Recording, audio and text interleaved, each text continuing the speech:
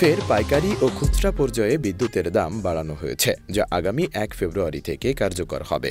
নির্বাহী আদেশে দাম বৃদ্ধির কথা জানিয়ে মঙ্গলবার এ সংক্রান্ত প্রজ্ঞাপন জারি করেছে বিদ্যুৎ, জ্বালানি ও খনিজ সম্পদ মন্ত্রণালয়। নতুন মূল্য অনুযায়ী গ্রাহক পর্যায়ে সবচেয়ে কম বিদ্যুৎ ব্যবহারকারীদের জন্য আগের চেয়ে ইউনিট প্রতি ২০ পয়সা বেড়েছে। গ্রাহক পর্যায়ে এ দাম ৩ টাকা ৯৪ পয়সা থেকে বাড়িয়ে ৪ টাকা ১৪ পয়সা করা হয়েছে। প্রজ্ঞাপনে জানানো হয়, বাংলাদেশ এনার্জি রেগুলেটরি কমিশন আইন ২০০৩ এর ধারা ৩৪ কতে প্রদত্ত ক্ষমতা বলে ভর্তুকি সমন্বয়ের লক্ষ্যে ১২ জানুয়ারিতে জারি করা প্রজ্ঞাপন সংশোধন করা হলো।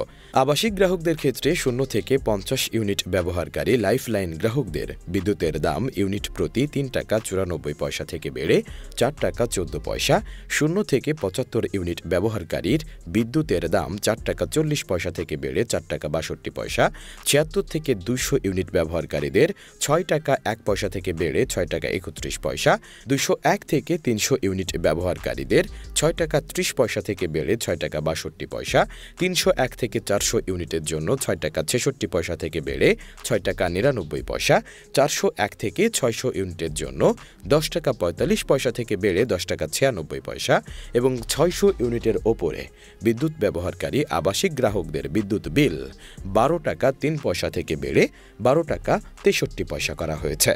এছাড়া পাইকারি পর্যায়ে বিদ্যুতের মূল্য ৬ টাকা ২০ পয়সা থেকে বাড়িয়ে ৮ টাকা ১০ পয়সা নির্ধারণ করা হয়েছে।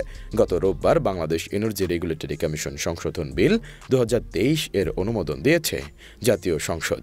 বিলে বলা হয়েছে, এই আইনের অন্যান্য বিধানে যা কিছু থাকুক না কেন, বিশেষ ক্ষেত্রে সরকার প্রজ্ঞাপন দিয়ে ভর্তুকি সমন্বয়ের জন্য জনস্বার্থে কৃষি, শিল্প, সার, ব্যবসা বাণিজ্য ও গৃহস্থলী কাজের চাহিদা অনুযায়ী এনার্জির নিরবিচ্ছিন্ন সরবরাহ নিশ্চিত করতে এসবের উৎপাদন বৃদ্ধি, এনার্জি সঞ্চালন, মজুতকরণ, বিপণন, সরবরাহ, বিতরণ এবং ভোক্তা পর্যায়ে ট্যারিফ নির্ধারণ, পুনর্নির্ধারণ বা সমন্বয় করতে পারবে।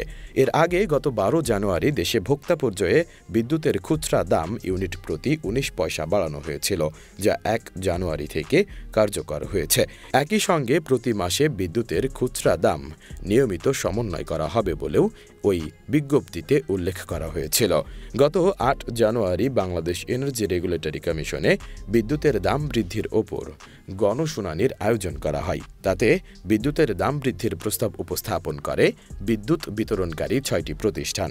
ওই শুনানিতে বিদ্যুতের দাম ১৫.৪৩% বৃদ্ধির সুপারিশ করেছিল বিইআরসির কারিগরি কমিটি।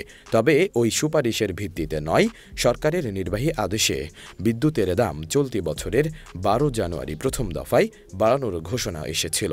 গত ৩০ নভেম্বর বিইআরসি অধ্যাদেশ ২০২২ সংশোধনের কারণে সংশ্লিষ্ট বিষয়ে সিদ্ধান্ত নেওয়ার ক্ষমতা পায় সরকার। ওই অধ্যাদেশের আওতায় বিদ্যুতের দাম বৃদ্ধির ঘোষণা দিল বিদ্যুৎ বিভাগ।